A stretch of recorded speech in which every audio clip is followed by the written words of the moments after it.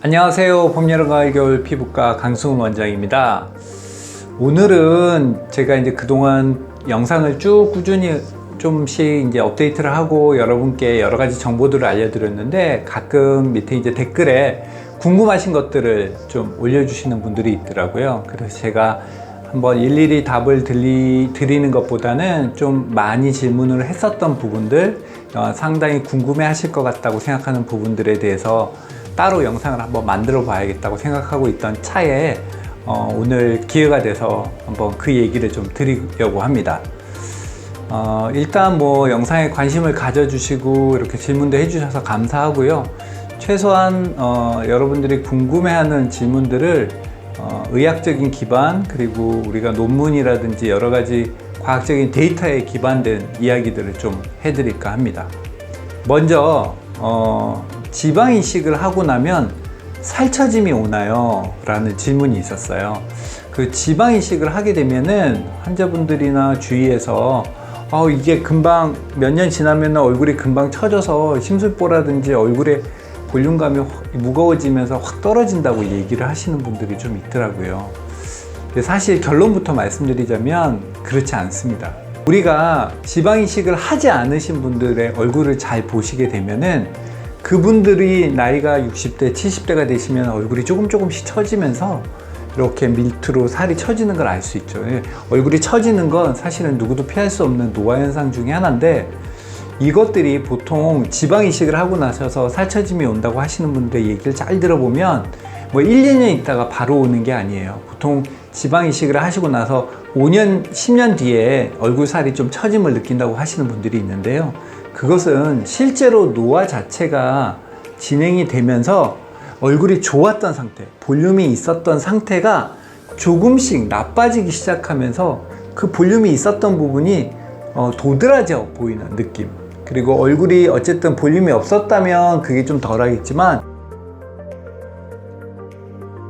피부가 노화가 되면서 조금 처지는 느낌이 좀 더 도드라지는 그런 시각적인 효과 때문입니다. 그렇기 때문에 뭐 피부 지방 이식을 하고 나서 얼굴이 처지는 게 걱정이 된다고 생각하신다면 피부의 리프팅 관리라든지 피부가 처지지 않는 실리프팅이나 이런 관리들을 평소에도 좀 꾸준히 하시는 게 좋습니다. 결국은 우리가 지방 이식은 그때 그 상황에 얼굴에 가장 맞춰서 하지만 시간이 지나면 누구나 뭐 노화가 진행이 되는 걸 막을 수는 없기 때문에 그런 부분은 지방 이식과 별개로 관리를 좀 해주시는 게 좋습니다.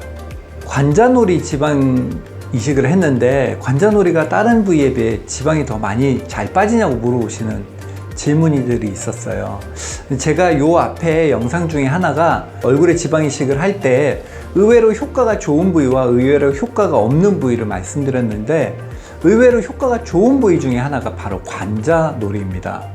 사실 관자놀이는 그 지역 자체가 조금 데인저러스 트라이앵글이라고 해서 혈관이라든지 신경이 좀 많이 지나가는 자리이기 때문에 멍이 좀 잘 들고 쉽게 좀 다칠 수 있는 부위이긴 합니다만은, 좀 경험이 생기거나 시술에 노하우가 받쳐준다면 적당한 레이어, 이 두 층으로 적당하게 배분해서 잘 지방을 이식한다면 아주 예쁘고 멋진 관자놀이가 나올 수 있습니다. 부드럽게 되기도 하고요.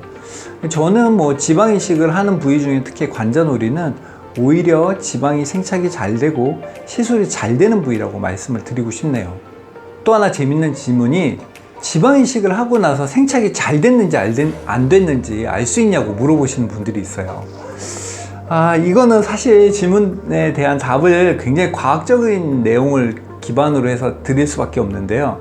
실제로 지방 이식을 하는 의사들이 굉장히 궁금해하는 내용입니다. 지방 이식의 역사가 얼마나 됐는지 아세요? 지방 이식은 논문상으로 가장 먼저 지방 이식에 대해 언급하고 시술이 되었던 게 무려 1893년입니다. 1893년이라고 하면 120년 전, 그때부터 지방 이식이 되었어요. 그러니까 120년 동안 지방 이식을 계속 해왔으니까 그 사이에 얼마나 많은 의사들이 이게 정말 효과가 어떻게 하면 더 좋을까, 아니면 이게 얼마나 평균적으로 생착이 되는지에 대해 관심이 얼마나 많았겠어요. 많은 실험들이 있었지만 객관적인 데이터를 얻기가 쉽지 않습니다. 뭐 예를 들어서 우리가 사람한테 결국 데이터를 한다면 한쪽은 지방 이식을 하고 한쪽은 지방 이식을 안 한 상태로 지켜봐야 되는데, 사실 그런 실험은 굉장히 하기가 어렵죠. 그래서 대부분 이런 종류의 실험은 동물 실험, 쥐를 이용한 동물 실험이 많았고요. 일반적으로 생착률 자체는 아주 낮은 논문에서는 20%, 아주 잘 된 논문에서는 80%까지 나왔다고 얘기를 합니다. 하지만 뭐 의사들의 어떤 평균적인 생착률은 보통 30에서 50% 정도라고 얘기를 할 수 있고, 저희 병원, 그러니까 제가 지금 하고 있는 파미 지방 이식 같은 경우에는 저는 60에서 70% 정도라고 생각합니다. 그러니까 사실은 지방 이식을 했을 때 생착이 비교적 잘 되고 다른 일반적인 지방 이식에 비해서 월등히 높다고 할 수 있죠. 그러면 이런 것들을 어떻게 환자가 알 수 있냐?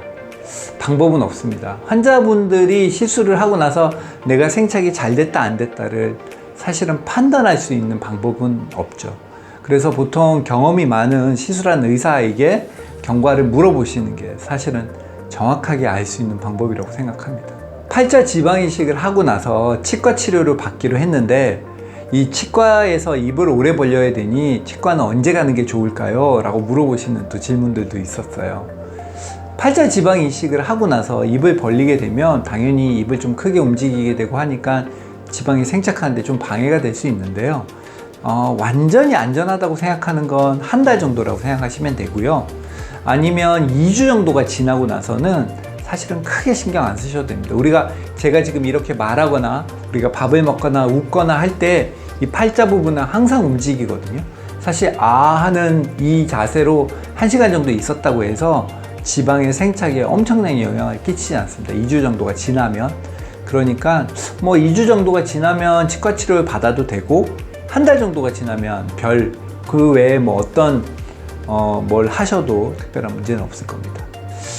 지방 이식을 하시면서 심부볼 제거 그리고 턱 및 지방 흡입을 동시에 할 수 있냐라고 물어보시는 질문이 있었어요.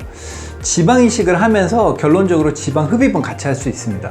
하지만 심부볼 제거는 같이 할 수가 없습니다. 왜냐하면 이 심부볼 제거는 입 안쪽을 절개해서 심부볼에 있는 지방을 제거하는 방식이기 때문에, 지방을 넣었을 때 지방이 공간이 생겨버리기 때문에 진짜로 흘러내리는 경우가 있을 수 있습니다. 그렇기 때문에 이거는 심부볼 제거는 지방 이식과 동시에 할 수는 없습니다. 하지만 지방 흡입, 특히 하관 쪽 라인, 우리가 턱 밑이라든지 우리가 심술보라든지 턱선이라든지 이런 부분은 저희들이 지방 이식과 함께 지방 흡입을 동시에 합니다.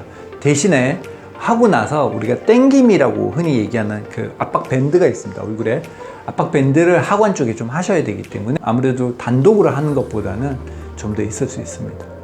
마지막 질문인데요. 슈링크하고 지방 이식은 관계가 어떻게 되는지, 어떻게 시술을 받아야 되는지, 슈링크를 하고 나서 지방 이식을 할 수 있는지, 이런 거에 대한 질문인데요. 기본적으로 레이저는 표피층에서 3mm에서 깊어도 4.5mm 정도의 깊이밖에 내려가지 않습니다. 우리가 보통 지방 이식을 하게 되면 5mm에서 1cm 정도의 레이어에서 그 층에서 이제 지방 이식을 하게 돼서, 사실 지방 이식을 하는 층과 슈링크를 하는 레이저 층은 그렇게 뭐 서로 영향을 미칠 수 있는 층은 아닙니다만은 사실 동시에 치료를 하기도 합니다. 뭐 예를 들어서 슈링크를 먼저 하고 지방 이식을 같은 날 하기도 하는데요.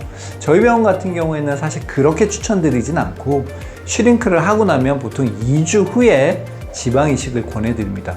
또 지방 이식을 하고 나서 한 달 후에 슈링크를 할 수 있도록 하죠. 그렇게 약간 간격을 띄우는 것이 지방 이식의 생착 그리고 피부의 재생이라는 측면에서 도움이 될 수 있다고 생각합니다. 그래서 좀 간격을 가지고 하신다면 상관없고요.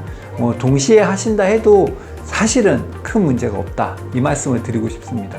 앞으로도 이 영상 밑에도 궁금하신 게 있거나 호기심이 있거나 뭐 어떤 것들이 해결되지 않는 부분이 있거나 궁금하신 부분들이 있으면 언제든지 댓글을 남겨주시면 댓글을 직접 달아드리기도 할 거고, 그런 댓글이 많으면 좀 영상으로 모아서 답을 드리도록 하겠습니다. 감사합니다. 봄, 여름, 가을, 겨울 피부과 강승훈이었습니다.